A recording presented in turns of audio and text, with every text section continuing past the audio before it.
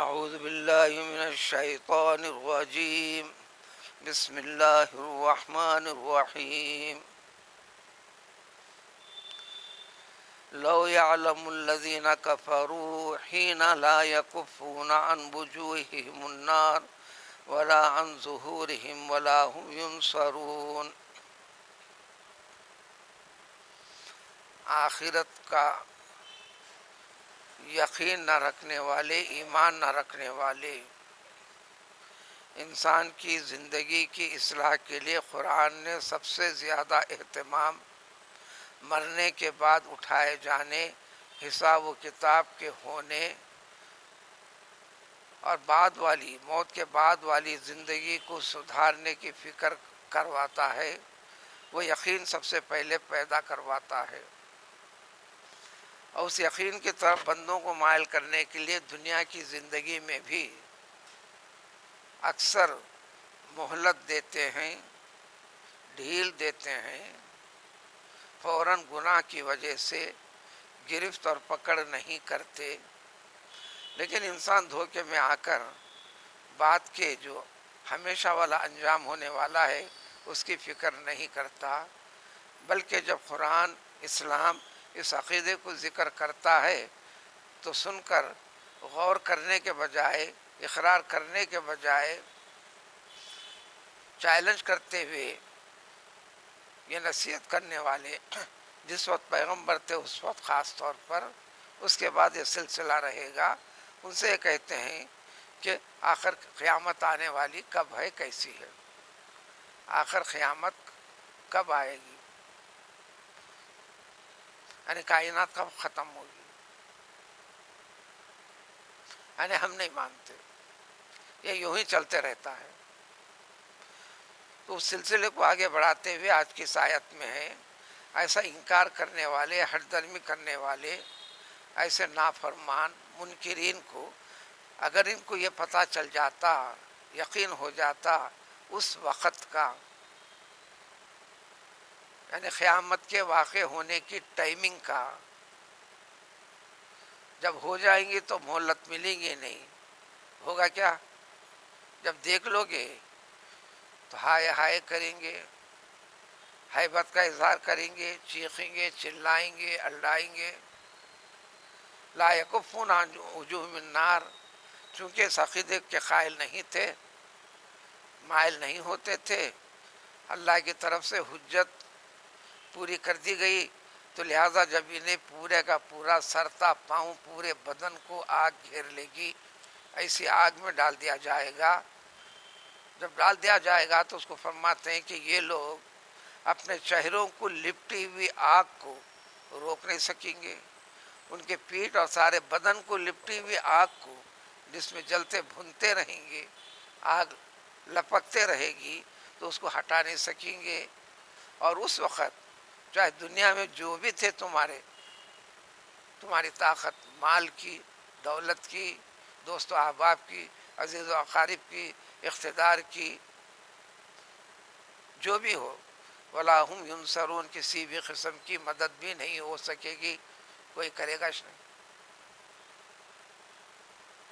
سادے سیدھے الفاظ میں جب دنیا میں بھیجا گیا تھا تو تنہا آئے تھے، دنیا والوں سے رابطہ بعد میں بڑھا، رشتے ناطے بعد میں بنے، تعارف بعد میں ہوا، یہ دیکھو تمہارے بھائی ہیں، یہ دیکھو تمہارے ابا ہیں، یہ دیکھو تمہاری مما ہیں، یہ دیکھو تمہارے دادا ہیں، یہ دیکھو تمہارے نانا ہیں، یہ دیکھو تمہارے ابا کے دوست و احباب ہیں، ماں کے دوست و احباب ہیں، بھائی کے دوست و احباب ہیں، تمہارے کاروبار میں شریک رہنے والے دوست و احباب ہیں، تم سے جلنے والے یہ لوگ ہیں، تمہاری موافقت کرنے والے، چاہنے والے یہ لوگ ہیں۔ لیکن یہ ساری کی ساری چیزیں کام نہیں آئیں گی۔ اپنا ٹائم جاننا چاہتے ہو؟ کیا کرو گے جان کے؟ ہم نے بتا دیا، اب آئیں گے تو یہی قیامت آئے گی۔ قیامت دو طریقے سے ہوگی، ایک تو سارے کے سارے کائنات کو لپٹے گی، اس کی پوری تفصیل آج کی ان آیتوں کے علاوہ اس کے بعد والی آیتوں میں بھی آئے گی۔ حشر کے میدان کا نقشہ پورا پیش کیا جائے گا۔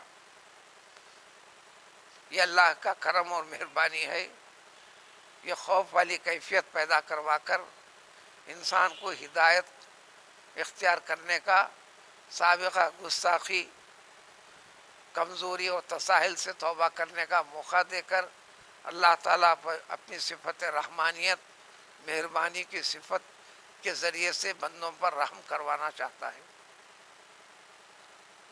جب یہ چیز واقع ہوگی، کہنے کی گنجائش نہیں، بھاگ دوڑ کرنے کی گنجائش نہیں، تو لہذا انفرادی طور پر قیامت، جس شخص کی جس دن موت واقع ہو گئی، سمجھ لو، بلکہ حقیقت ہے اس کے حق میں قیامت قائم ہو گئی۔ اب ساری دنیا والوں سے، ساری کائنات سے اب اس کا لینا دینا کچھ نہیں،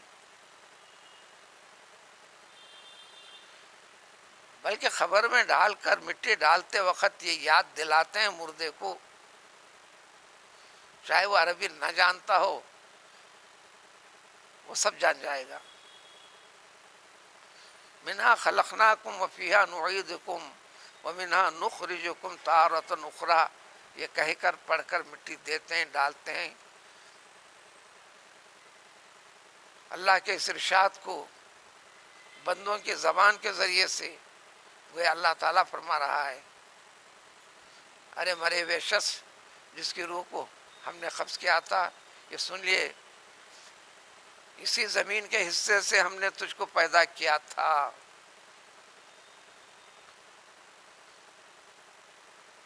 جس سے پیدا کیے تھے اسی میں تجھ کو ملا ڈالے، اسی میں ہم نے لوٹا دیا۔ لیکن بات یہاں تک کہ تمام ہوئی نہیں، پھر جس وقت ہوں گا تیرے رب کو منظور، اسی مٹی سے نکالیں گے، تجھے زندہ کریں گے دوبارہ۔ وہی مفہوم ہے وَإِذَا الْقُبُورُ بُعْثِرَتْ، وہی معنی مطلب ہے وَأَخْرَجَتِ الْأَرْضُ أَثْقَالَهَا۔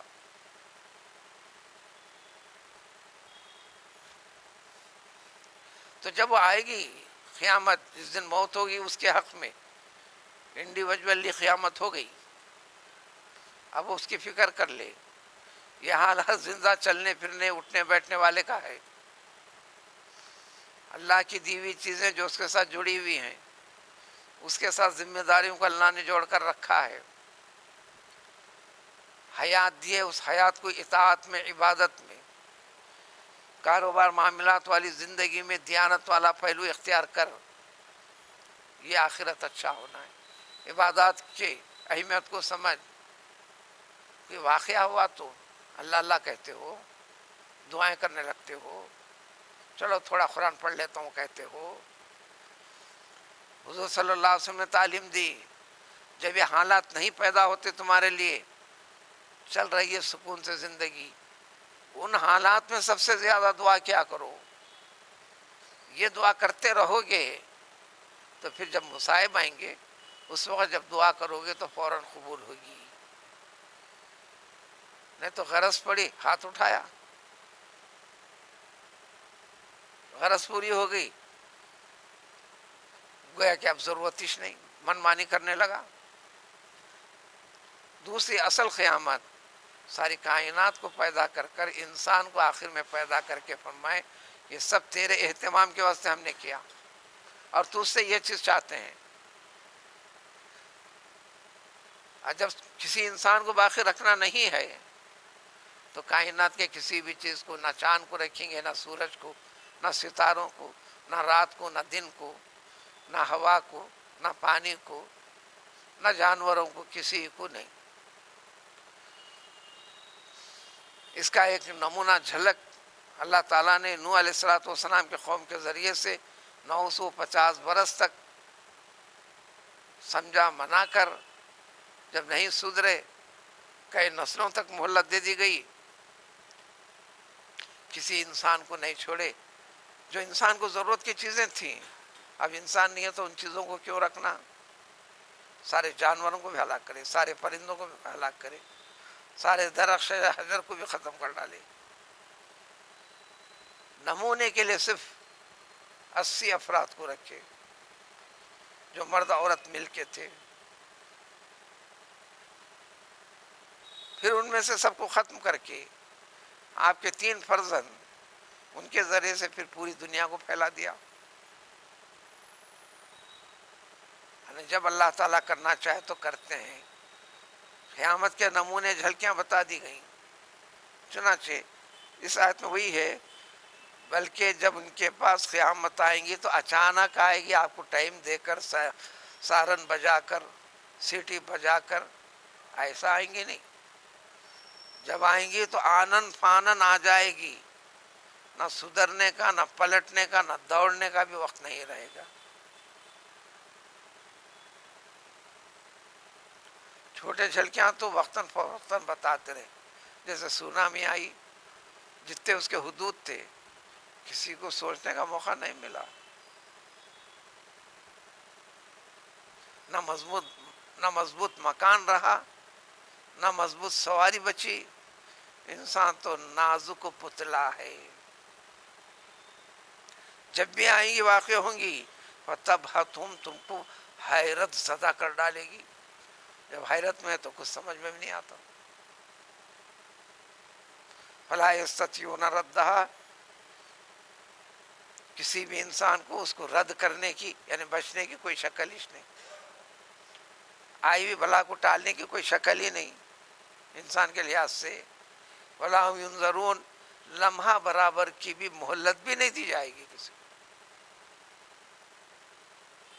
یہ باتیں صاف صاف ہے، اللہ کا ارشاد ہے، لیکن بتانے والوں کا مذاق اڑاتے ہیں، ان کی مخالفت کرتے ہیں، ان کے طریق اسلام کی مخالفت کرتے ہیں۔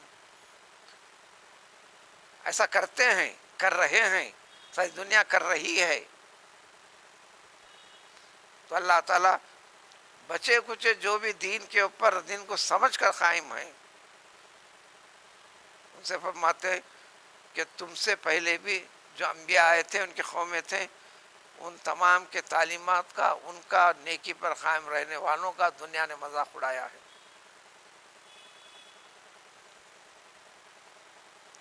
اس کا انجام بھگتیں گے۔ یہ ٹھٹا مذاق جو اڑایا ہے، اس کو بیکار چیز سمجھا ہے، اللہ تعالیٰ کا عذاب یہ سب سے بڑا عظیم گناہ ہے۔